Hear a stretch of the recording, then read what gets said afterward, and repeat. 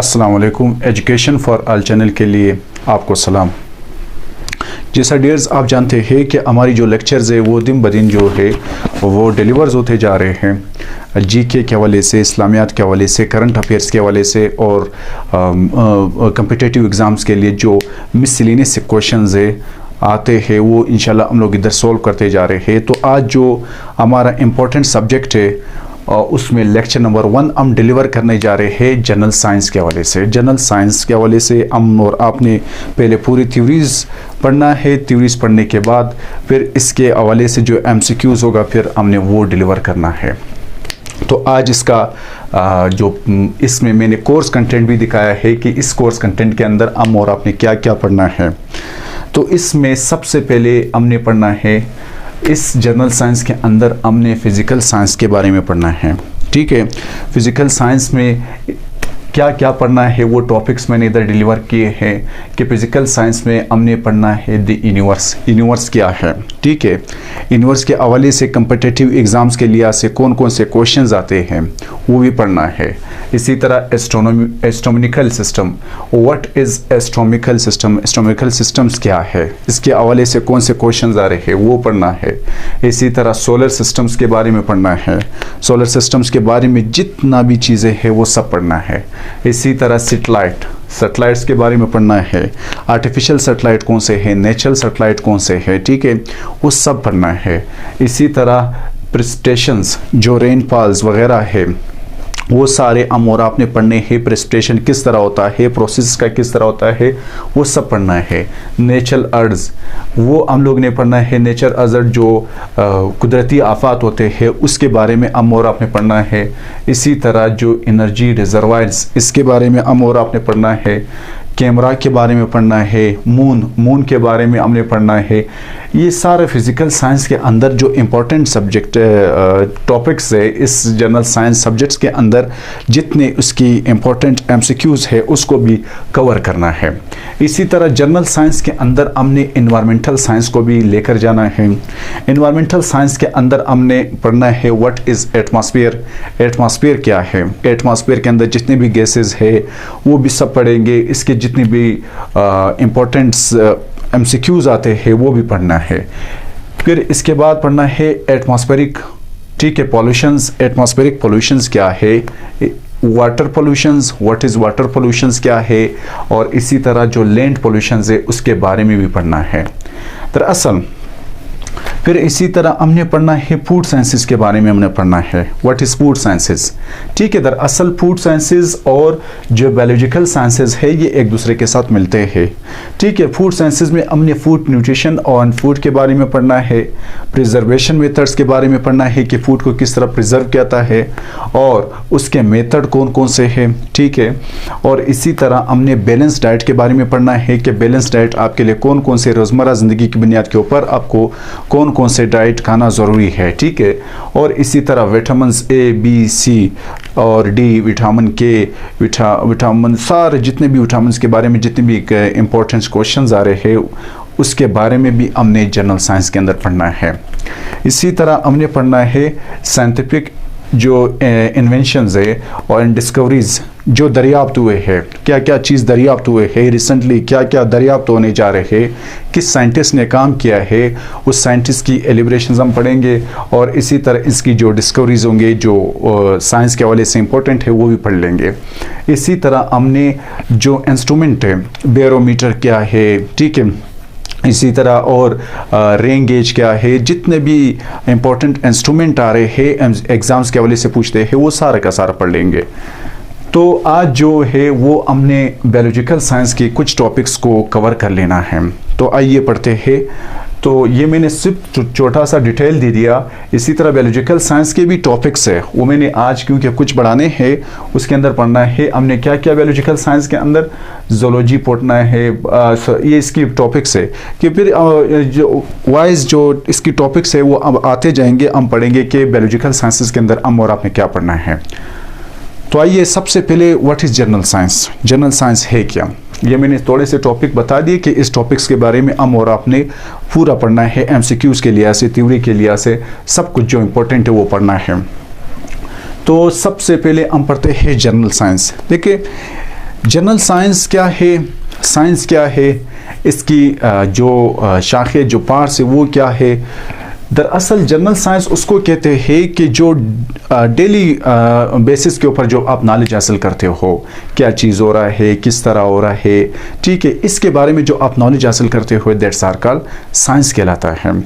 किस तरह है, कुछ लोग इसको इस तरह बयान करते हैं। देखो मैंने लिखा है कि the word science right form Latin, Latin याद रख लेना, लेटन वर्ड से, जो रोमन भी इसको कहते हैं सेंशिया, सेंशिया से निकला है जिसका मतलब है knowledge. The word science right Latin words, ठीक है, या रोमन वर्ड्स विच जो सेंशिया है विच मीन जिसका मतलब है नॉलेज, जिसका मतलब क्या है नॉलेज, सेंशिया से ड्राइड हुआ है लेटन वर्ड से। अब कुछ लोग क्या कहते हैं, ठीक है, अब इसका अगर प्रॉपर डेफिनेशंस बनाया जाए तो ये हम ये कह सकते हैं कि जब आप कोई ऑब्जर्वेशन करते हो या कोई आप एक्सपेरिमेंटेशन करते हो, ठीक है, उससे फिर आपके पास जो नॉलेज आता है दैट्स आर कॉल्ड साइंस, के उसको साइंस कहते हैं। देखिए, द नॉलेज गेन थ्रू, वो नॉलेज जिसको आप हासिल करते हो थ्रू ऑब्जर्वेशन, ऑब्जर्वेशंस की बुनियाद के ऊपर, और इसी तरह एक्सपेरिमेंटेशन, जो आप एक्सपेरिमेंटेशन के ज़रिए से जो मालूमात हासिल करते हो, ठीक है, इसको हम और आप कहते हैं साइंस। ऐसे अभी कहते हैं किसी भी नॉलेज को साइंस कहते हैं।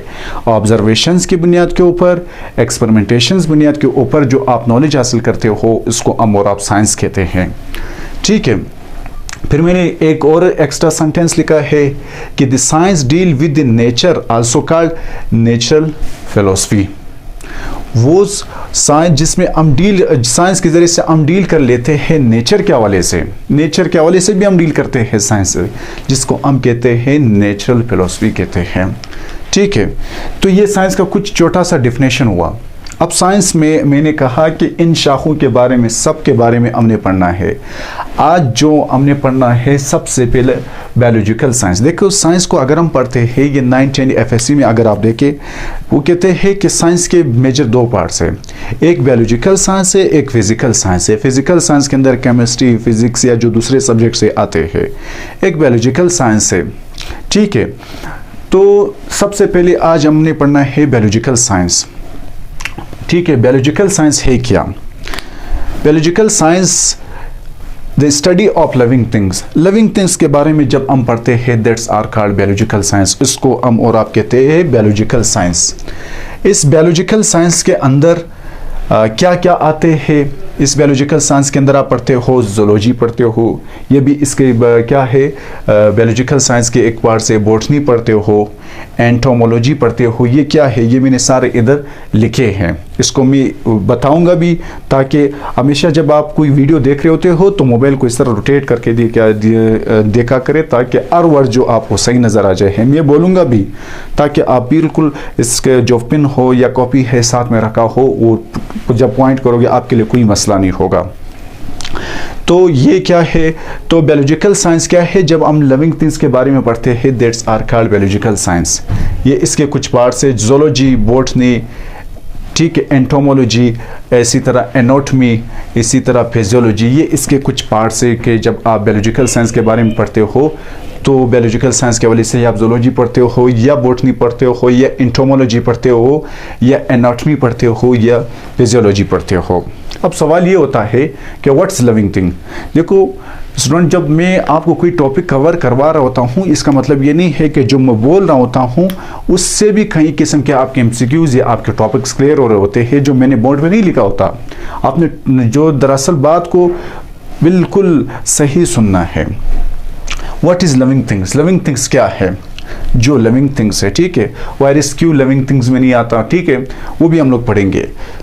हमने कहा contain protoplasm for the function of life. Living things उसको कहते हैं जो प्रोटोप्लाज्म रखता है, ठीक है। इसी तरह भी मैं समझाऊंगा कि किस तरह प्रोटोप्लाज्म रखता है। Cell smallest building blocks of living organism, ठीक है, या लिविंग ऑर्गेनिज्म उसको कहते हैं जो सेल रखता हो, सेल से बना हो, उसको हम लिविंग ऑर्गेनिजम्स कहते हैं। और वो लिविंग ऑर्गेनिज्म और वो बॉडी होती है जो सेल से बना होता है, इसको हम लिविंग ऑर्गेनिज्म कहते हैं। देखिए, ये आपका एक सेल है, ये आपका एक सेल है। ये इस सेल्स के अंदर जो है ये इसका क्या है, ये इसका न्यूक्लियस है, ठीक है। ये इसका क्या है, न्यूक्लियस है। ये इसका क्या है, ये इसका साइटोप्लाज्म है, साइटोप्लाज्म, ठीक है। ये इसका न्यूक्लियस है। प्लांट सेल के अंदर क्या होता है, प्लांट और एनिमल सेल में तो यही फर्क होता है कि प्लांट सेल के अंदर एक एक्स्ट्रा जो होता है मेम्ब्रेन आता है, जिसको हम और आप कहते हैं सेल वॉल, ठीक है। हमारे सेल्स के अंदर जो एनिमल होते हैं उसके सेल्स में सेल वॉल नहीं आता, जबकि प्लांट के सेल्स के अंदर सेल वॉल आता है। ये एक बहुत बड़ा डिफरेंस है, याद रख लेना। ये भी एक एमसीक्यूज आया था, ठीक है। तो ये आपके पास एक सेल वॉल है, ये अब सेल है। फर्ज करें बाकी हमारा और एनिमल का सेल सेम है, लेकिन इसके अंदर सेल वॉल है, हमारे अंदर सेल वॉल नहीं है। इसलिए वो सॉरी जो प्लांट होते हैं वो इसलिए सख्त होते हैं क्योंकि उसके अंदर क्या है, सेल वॉल है, एक्स्ट्रा वॉल है। ये न्यूक्लियस है, ये इसका साइटोप्लाज्म है। यहाँ पर जो है डीएनए मौजूद है जो सेल्स की पूरी एक्टिविटीज को कंट्रोल करता है, ठीक है। यहाँ पर क्या है, साइटोप्लाज्म है। यहाँ पर जो भी फ्लूइड है, यहाँ पर भी फ्लूइड है, ठीक है। यहाँ पर भी इसके अंदर फ्लूइड है, यहाँ पर भी फ्लूइड है, इसके अंदर डीएनए है। तो इसके फ्लूइड को हम कहते हैं न्यूक्लियोप्लाज्म। तो इस न्यूक्लियोप्लाज्म और साइटोप्लाज्म को हम कहते हैं प्रोटोप्लाज्म। क्या, प्रोटोप्लाज्म। What is protoplasm?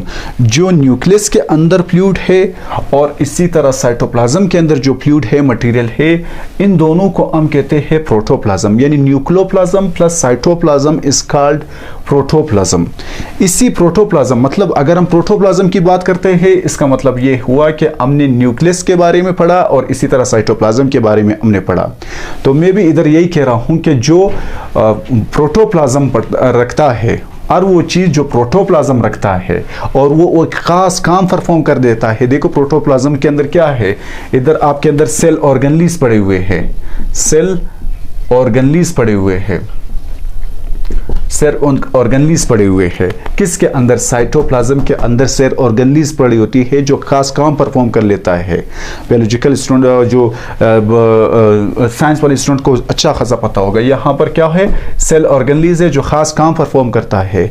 तो हमने कहा वो जो प्रोटोप्लाज्म रखता है for the function of life, life की फंक्शन के लिए, इसको हम कहते हैं लिविंग थिंग्स।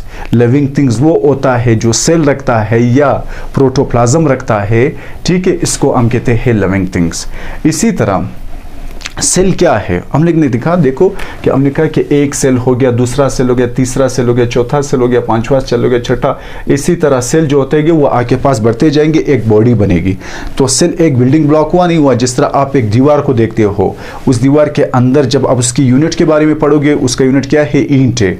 जो ईंट मिल करके तो आपके पास दीवार बनाता है, तो उसका यूनिट क्या हुआ, ईंट हुआ। इसी तरह पूरी बॉडी स्ट्रक्चर्स का जो यूनिट है वो सेल है। सेल जो है एक स्मॉलेस्ट क्या है, एक स्मॉलेस्ट जो ब्लॉक है किसका, किसी लिविंग ऑर्गेनिज्म का। तो लिविंग आप ये भी कह सकते हो कि लिविंग थिंग्स उसको हम कहते हैं जो सेल से बना होता है, इसको हम कहते हैं लिविंग थिंग्स, ठीक है। ये भी आपको समझ आ गया कि और वो चीज़ लिविंग थिंग होता है जिसके अंदर सेल होता है। सेल से मतलब उसके अंदर प्रोटोप्लाज्म होता है, प्रोटोप्लाज्म से मतलब उसके अंदर न्यूक्लियोप्लाज्म और प्लस साइटोप्लाज्म होता है, ठीक है।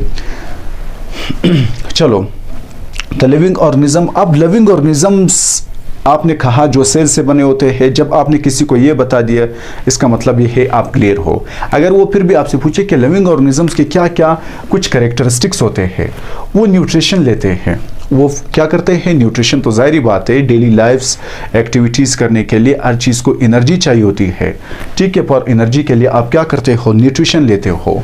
वो ग्रोथ करता है, वो बढ़ता रहता है। तो जाहिर बात है कि कुछ जब आप न्यूट्रिशन लोगे, कुछ देर गुजरेगी, आपका साइज बढ़ता जाएगा क्योंकि सेल्स की नंबर बढ़ रहे हैं, ठीक है। वो क्या करेगा, वो ग्रोथ करेगा।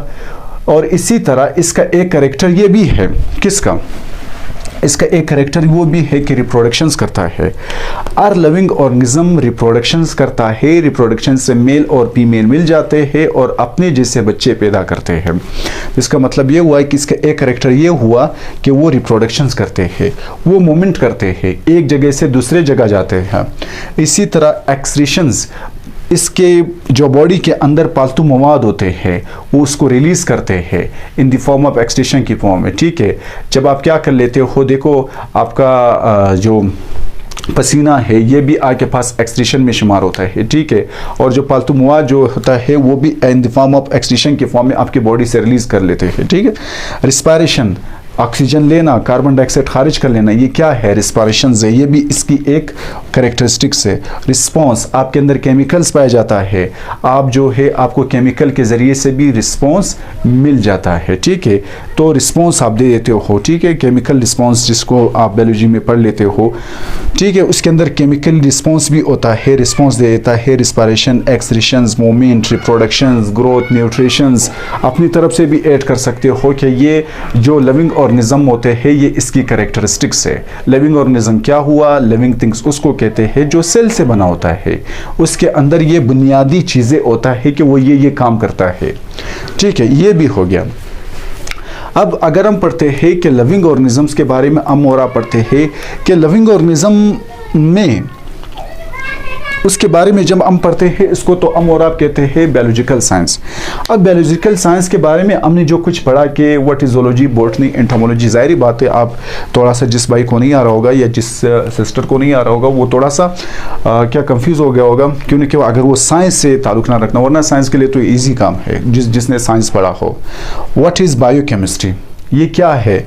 ये जो है बायोलॉजिकल साइंस की कुछ शाखें है। क्या है? बायोलॉजिकल साइंसेस की कुछ शाखें है, कुछ उसकी एस्पेक्ट्स है, कुछ इसके पार्ट्स है, ठीक है। व्हाट इज़ बायोकेमिस्ट्री, बायोकेमिस्ट्री क्या है? जब हम पढ़ते हैं केमिकल प्रोसेस के बारे में, किसका केमिकल प्रोसेस? किसी लिविंग ऑर्गेनिजम्स की केमिकल प्रोसेस के बारे में जब हम पढ़ते हैं इसको हम कहते हैं बायोकेमिस्ट्री। मतलब अगर किसी ऑर्गेनिजम्स की आप उसकी ग्लूकोज लेवल के बारे में पढ़ लेते, प्रोटीन के बारे में पढ़ रहे थे, कार्बोहाइड्रेट के बारे में पढ़ रहे थे और उसकी विटामिन्स के बारे में पढ़ रहे थे, यानी जितने भी चीज़ें जो केमिकली प्रोसेस से बनते हैं और केमिकल प्रोसेस से जो है टूटते हैं, तो इसको हम कहते हैं केमिकल प्रोसेस। अब उस ऑर्गेनिजम्स के अंदर इस केमिकल प्रोसेस को आप जब पढ़ते हो इसको हम कहते हैं बायोकेमिस्ट्री। बायोकेमिस्ट्री क्या है? किसी लिविंग ऑर्गेनिजम्स की केमिकल प्रोसेस के बारे में जब आप पढ़ते हो, that's are called biochemistry. Deal chemical process of living organism.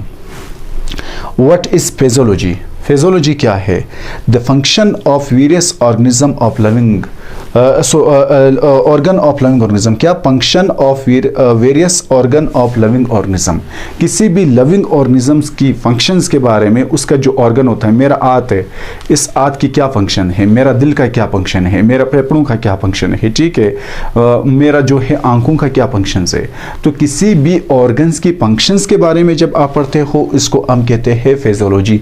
The function of various organ, जब आप किसी भी मुख्तलिफ किस्म के ऑर्गन्स की फंक्शन, उसके काम के बारे में आप पढ़ते हो किसी लिविंग ऑर्गेनिजम्स का, इसको हम कहते हैं फिजियोलॉजी। एंटोमोलॉजी क्या है? The branch of zoology. Zoology की एक ऐसी ब्रांच है जिसमें हम पढ़ते हैं इंसेक्ट के बारे में। एंटोमोलॉजी क्या है? जब हम इंसेक्ट के बारे में पढ़ते हैं, ये मक्खियाँ, ये अनीबीज, जितने भी चीज़ें हैं इंसेक्ट है, उसके बारे में जब हम पढ़ते हैं इसको कहते हैं entomology. The branch of zoology या the branch of biological sciences, किसकी चीज़ के बारे में हम पढ़ते हैं? इंसेक्ट के बारे में हम पढ़ते हैं। What is microbiologies? जब हम बैक्टीरिया, जब हम क्या बोलते हैं प्रोटोजवा, छोटे छोटे ऑर्गेनिज्म जो आम आंखों से नज़र नहीं आते बल्कि हम इसको माइक्रोस्कोप के ज़रिए से देखते हैं, इसको उसके बारे में जब आप स्टडी कर लेते हो इसको हम कहते हैं माइक्रोबायोलॉजी। व्हाट इज़ क्या साइटोलॉजी? साइटोलॉजी क्या है? इधर में लिखा है study about structure and function of cell. जब आप किसी सेल के बारे में पढ़ते हो कि उस सेल का क्या फंक्शन है, इसको हम कहते हैं साइटोलॉजी। द स्टडी अबाउट उसकी साख्त, उसका काम, ठीक है, कि भाई आंखों वाले सेल्स के बारे में आप पढ़ते हो, दिल वाले सेल्स के बारे में आप पढ़ते हो, ठीक है, फेफड़े वाले सेल्स के बारे में आप पढ़ते हो, फिर आप कहते हो कि इसका क्या काम है, इसको कहते हैं साइटोलॉजी। किसी भी सेल्स की स्ट्रक्चर, उसकी साख्त किस तरह है, किसी भी सेल्स की स्ट्रक्चर और उसकी काम के बारे में जब आप पढ़ते हो इसको कहते हैं साइटोलॉजी। इसी तरह आप कहते हो एक नया टर्म है जिसको हम और आप कहते हैं एस्ट्रोलॉजी, ठीक है, सॉरी, अच्छा ये नहीं पढ़ाई, बाद में पढ़ते हैं। एस्ट्रोलॉजी क्या है?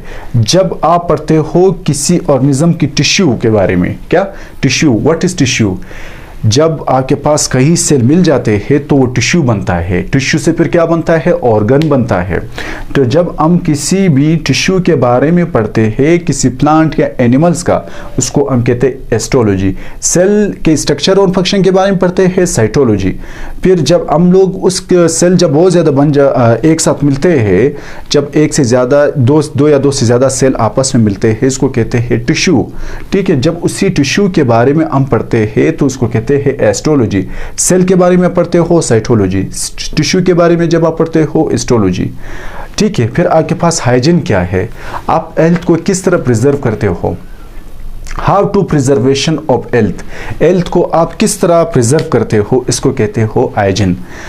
ठीक है, क्या कर लेते हो, हाइजीन जो एक ऐसा टर्म है, how to preserve of health, health को आप किस तरह प्रिजर्व कर लेते हो, that's are called hygiene. Astrology क्या कहते हैं, the study about of the tissue of animal and plant. Astrology. Cytology क्या है, the study about structure and function of cell. ठीक है, इसको हम कहते हैं क्या कहते हैं, उसको कहते हैं साइटोलॉजी। माइक्रोबायोलॉजी क्या है, study about of the micro organism, यानी बैक्टीरिया या प्रोटोजोआ, छोटे ऑर्गेनिज्म है, एग्जाम्पल है। फिर इसी तरह आपके पास एक आता है जोलॉजी क्या है, जब हम डील्स कर लेते हैं एनिमल किंगडम्स के बारे में। When we study about of the animal kingdom, animal के बारे में जब हम पढ़ते हैं, इसको जोलॉजी कहते हैं। बॉटनी किसको कहते हैं, deals with the plant kingdom, जब हम किसी भी पौधों के बारे में, क्रॉप्स के बारे में जो वगैरह पढ़ते हैं, उसको कहते हैं बॉटनी। ठीक है, उसके अलावा प्लांट के अलावा जो एनिमल्स के बारे में पढ़ते हैं, उसको कहते हैं जोलॉजी। तो ये आज हमारा टॉपिक्स हुआ। इंशाल्लाह इसी तरह इस टॉपिक के हवाले से हम और आप इम्पोर्टेंट एमसीक्यूज़ भी पढ़ेंगे। पिछली मरतबा भी ये आपके पास 2 मरतबा एक एमसीक्यूज़ आया है, एक मरतबा ये एमसीक्यूज़ आया है, बल्कि एक मरतबा नहीं कहीं आया है, रिपीट हुआ है इसी तरह। और एक मरतबा जो है इसमें ये एमसीक्यूज़ आया था, किधर गया, अच्छा ये है फिजियोलॉजी।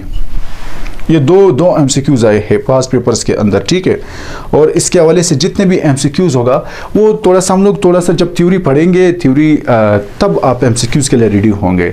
वरना एमसीक्यूज़ तो आप 2-3 दिन के अंदर रट के या पीछे बैकग्राउंड मालूम ना हो तो कभी भी आप इसको गेन नहीं कर सकते हो। तो इंशाल्लाह नेक्स्ट वीडियो में लेक्चर नंबर 2 के साथ मिलते हैं। अल्लाह हाफिज़।